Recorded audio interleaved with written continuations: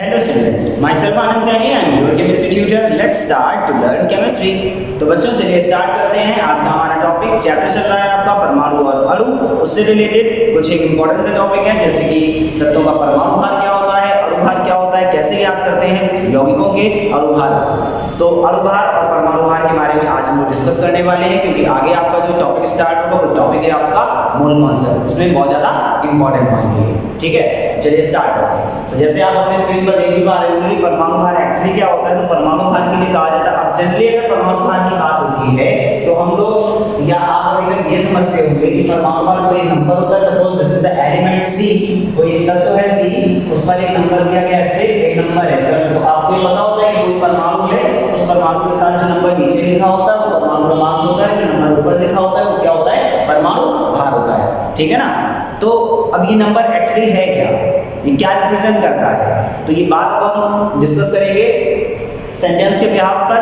Actually definition क्या होगी, परमाणु भार होता है क्या, तो कह रहे हैं कि परमाणु भार, पहली बात आप ये समझ लीजिए कि परमाणु भार एक संख्या है और ये एक स्पेसिफिक नंबर होता है। एक स्पेसिफिक नंबर का मतलब ये है कि जितने भी परमाणु हैं, जितने भी तत्व हैं, उन सबके परमाणु भार अलग अलग होते हैं, सबके परमाणु भार अलग अलग होते हैं। इसके लिए एक बेस माना गया है, एक आधार माना गया है C12 को, कार्बन 12 को, और उसके बिहाफ पर डिस्कशन किया जाता है, डेफिनेशन दी जाती है। कहा जाता है कि किसी भी तत्व का परमाणु भार वह संख्या होती है जिससे हमें पता चलता है, ये प्रदर्शित करती है कि तत्व के एक परमाणु का द्रव्यमान C12 के परमाणु द्रव्यमान से कितना गुना भारी होगा।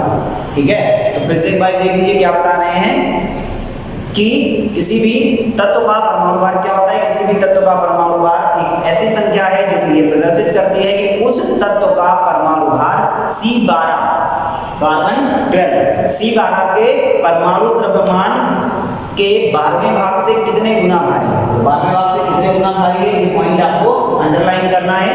तो इसके कंपैरिजन में किसी भी तत्व का परमाणु भार जो है वो कार्बन 12 के 12वें भाग से कितने गुना भारी होता है, ये हमें पता चलता है उस परमाणु के परमाणु द्रव्यमान से। यहाँ पर कंपल्सरी कंडीशन है कि एक ही परमाणु यूज करना है, और वैसे एक ही परमाणु आपको यहाँ पर C12 के लिए यूज करना है। C12 का एक परमाणु और जिस तत्व का परमाणु भार आप बता रहे हैं उसका भी परमाणु एक ही होना चाहिए।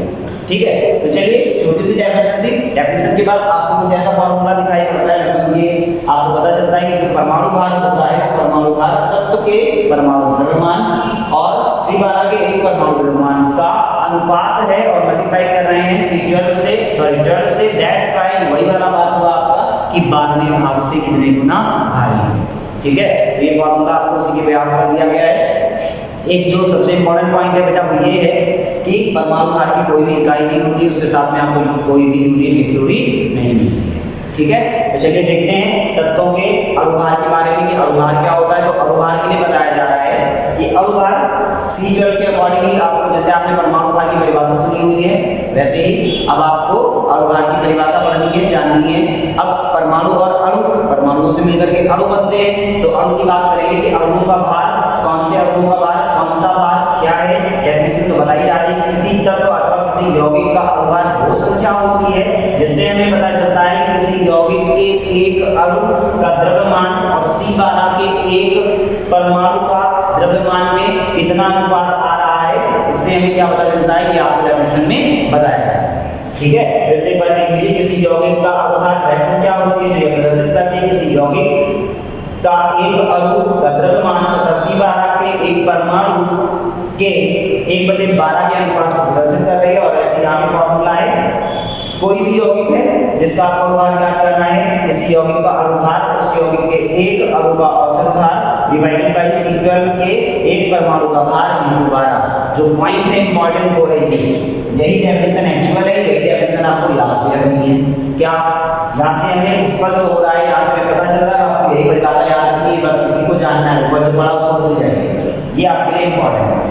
क्या अभी न्यूमेरिकल में यहीं से आपको याद करना ही बताएंगे, अणु भार कैसे याद करना है। देखिए कहा जाता है कि यौगिक का अणु भार उसमें उपस्थित सभी परमाणुओं के परमाणु भारों के योगफल के बराबर होता है।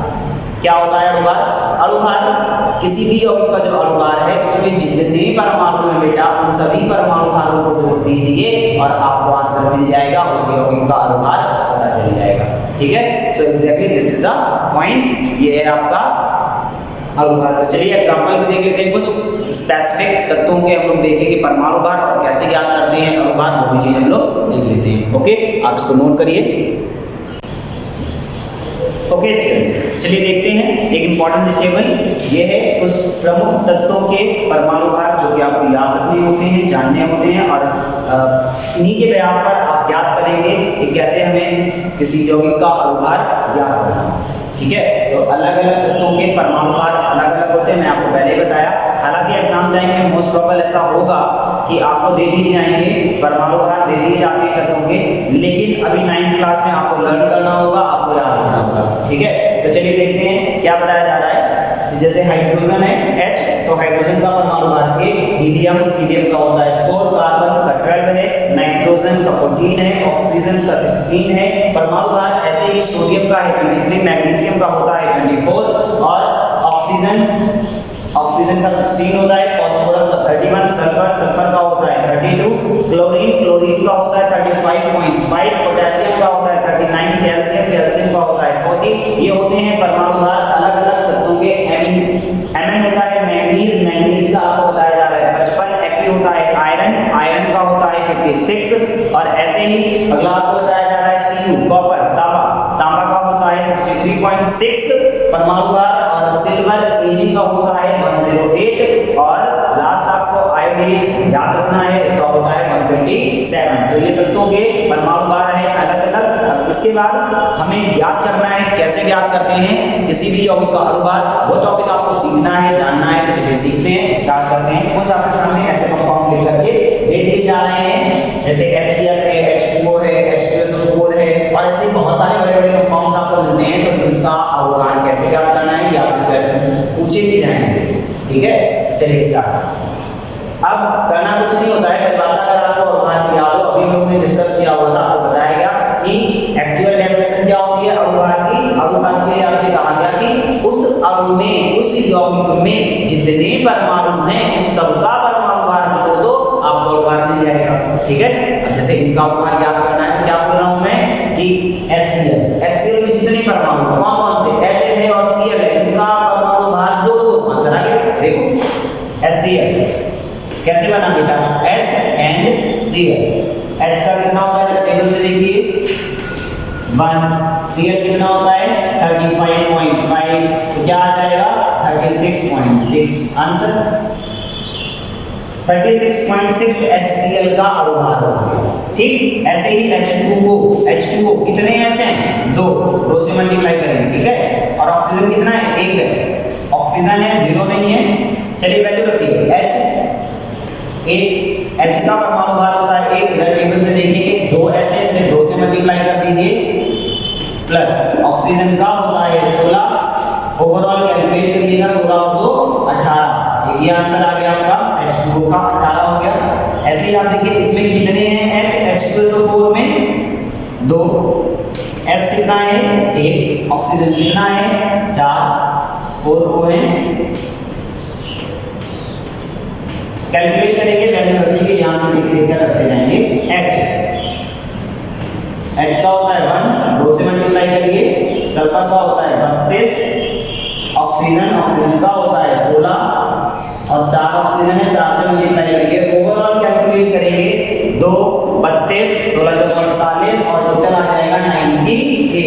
ओवरऑल ऐसे कैलकुलेट करते हैं लोग।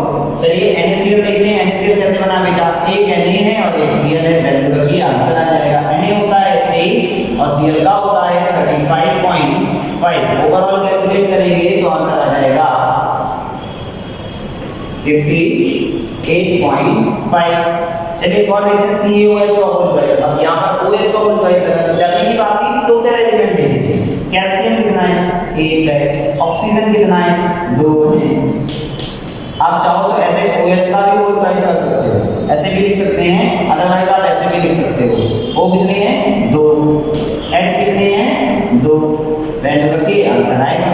देखिए कैल्शियम होता है 40, ऑक्सीजन का होता है 16, हाइड्रोजन का होता है 1, इतने हैं मल्टीप्लाई करते जाइए। कैसे 40, 16, 32 और 2, तो ये कितना हो गया, 2 2 ना 2, 32 और 2 34, 34 और 40 74। तो ऐसे याद करते हैं किसी भी अणु का, किसी भी यौगिक का अणुभार। तो कुछ भी आपको दिया जाएगा ऐसे आपको करना होगा। बहुत सारे क्वेश्चंस आपको मिलेंगे, कुछ एक क्वेश्चन मैं दे देता हूं, आप उनकी प्रैक्टिस कर लें। जैसे ग्लूकोज आप जानते हो ना, C6H12O6, ये ग्लूकोज का आप याद करेंगे अणुभार। ठीक है, एक और दे रहा हूं, उसकी भी आप प्रैक्टिस कर लें। जैसे CaO, बस ये 2 क्वेश्चन है।